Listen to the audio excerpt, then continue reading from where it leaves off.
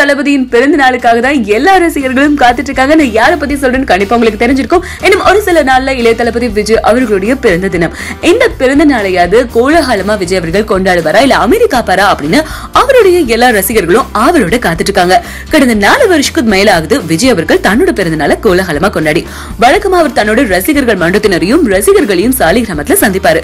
ஏராளமான நலத்திட்ட உதவிகளும் வழங்குவாரு. எழும்பூர் மகப்பேறு மருத்துவமனையில பெருக்கக்கூடிய குழந்தைகளுக்கு அன்றைய தினம் தங்க மோதிரமும் வழங்கிட்டு இருந்தாங்க. ஆனா அரசியல் சூழல் காரணமா அவர் தன்னோட பிறந்த நாளை கொண்டாடாமையே ரத்து செஞ்சுட்டு இருந்தாரு.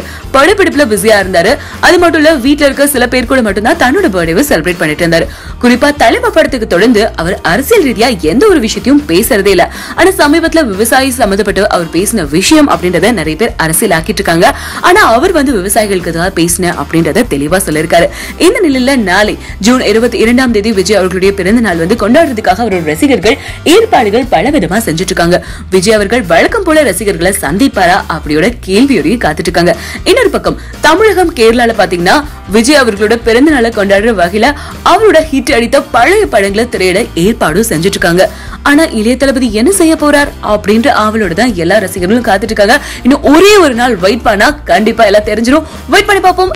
இனிய பிறந்த நாள் நல்வாழ்த்துக்களை அட்வான்ஸா கலக்கல் சினிமா மற்றும் அவருடைய ரசிகர்கள் சார்பா இளைய தளபதிக்கு நம்ம சமர்ப்பணம் செய்யலாம். இந்த மாதிரி சினிமா நியூஸ் நீங்க அப்டேட்ல அப்ப தெரிஞ்சுக்கணும் அப்படின்னா கலக்கல் சினிமாவை சப்ஸ்கிரைப் பண்ணுங்க.